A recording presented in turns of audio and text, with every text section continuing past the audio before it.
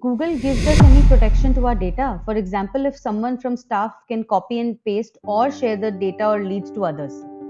Okay. So can he protect the data basically, he wants to ask. Okay, सबसे पहले दो चीजें होती हैं। एक होता है कि क्या आपके एम्प्लॉय का इंटेंट है वो करने का। अगर आपको लगता है कि वो चीज हो सकती है तो दुनिया में ऐसी कोई चीज नहीं है जो हैक नहीं हो सकती है। ओके, दुनिया में ऐसी कोई चीज नहीं है।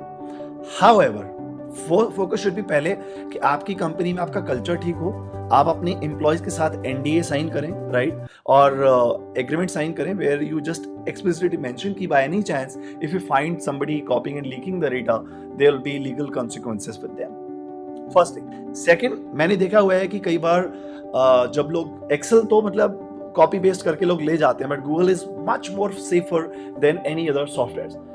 बट गूगल में भी फॉर एग्जांपल मुझे अपने एम्प्लॉय के साथ अगर गूगल शीट शेयर करनी है तो यूजर बिजनेस ओनर्स कई बार क्या करते हैं कि एम्प्लॉय की पर्सनल जीमेल आईडी पे वो गूगल शीट शेयर कर देते हैं।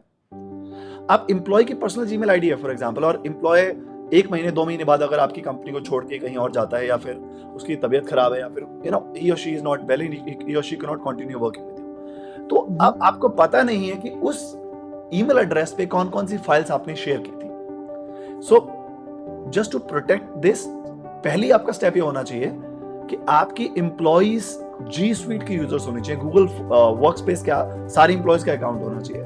और अगर नहीं है तो आप चाहते हो कि जीमेल @gmail आईडी यूज करना है तो आप पर्सनली डिपार्टमेंट वाइज ईमेल्स बना दीजिए, जैसे hr@gmail.com, sales@gmail.com, और अपने मोबाइल नंबर से कनेक्ट करके, ओटीपी से कनेक्ट करके उसका पासवर्ड सेट कर दीजिए, और वो ईमेल्स अपने एम्प्लॉयज को दीजिए, राइट। तो वो आपके बताए हुए पासवर्ड से लॉगिन करेंगे, और बाय एनी चांस अगर वो छोड़ के जाते हैं तो आप फॉरगेट पासवर्ड करके अपने मोबाइल के ओटीपी से फिर से पासवर्ड चेंज कर सकते हैं।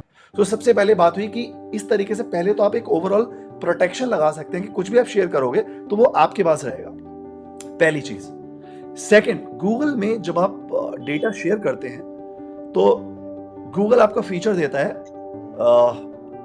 याद देखिए, जब एग्जांपल मुझे ये शीट शेयर करनी है तो शेयर ऑप्शन पे जब मैं क्लिक करता हूं तो फॉर एग्जांपल अगर मैं अनुभा के साथ ये फाइल शेयर कर रहा हूं, राइट, तो यहाँ पे एक सेटिंग ऑप्शन होता है जो लोग मिस कर जाते हैं। तो सेटिंग ऑप्शन पे यहाँ पे अगर इस पे क्लिक करूं, इट शोज कि जो व्यूअर है, जिसको आप बस व्यू और कमेंट का राइट दे रहे हो, ही और she can download and print and copy.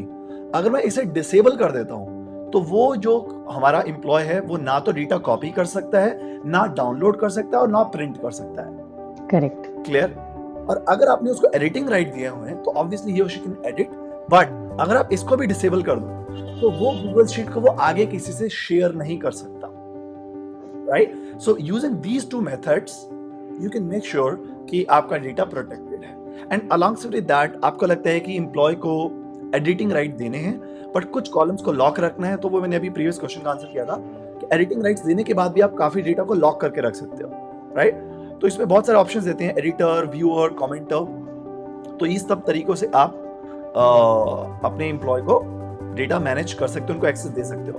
आजकल गूगल ने एक नया फीचर भी दिया है कि अगर आप उनको एडिट या व्यू राइट्स देते हो तो उसका भी टाइम ड्यूरेशन आप डिफाइन कर सकते हो। For example give temporary access, right. आपको किसी को शेयर करना है तो यू कैन से ओके कि लेट मी गिव हिम और her the access for like for a week और फॉर 2 वीक्स, राइट। तो वो टेम्पररी एक्सेस का जो ऑप्शन है उससे यू कैन डिफाइन कि कब तक आपको उसको एक्सेस देना है, तो उसके बाद ऑटोमेटिकली उस एम्प्लॉय से एक्सेस हट जाता है। सो एंड आई थिंक इससे डिटेलिंग में गूगल या कोई भी दुनिया का सॉफ्टवेयर काम नहीं करता, and that is the reason Google make sure कि आपका डेटा प्रोटेक्टेड है और आपके एम्प्लॉयज भी उस पर प्रॉपरली काम कर रहे हैं और क्लाउड पे आपको सब चीजें दिख रही हैं। And that is the reason 6 million MSMEs are using Google, and if you're not using it, go ahead if you want to grow. Brilliant. One more thing I would like to add, Keval. A lot of business owners in our program also use Gmail. So what they do to to create the emails is like HR- their company name @gmail.com or sales1- at their company name @gmail.com. So this gives them another edge into creating or having the entire data's access in their control. Awesome. Let's move on.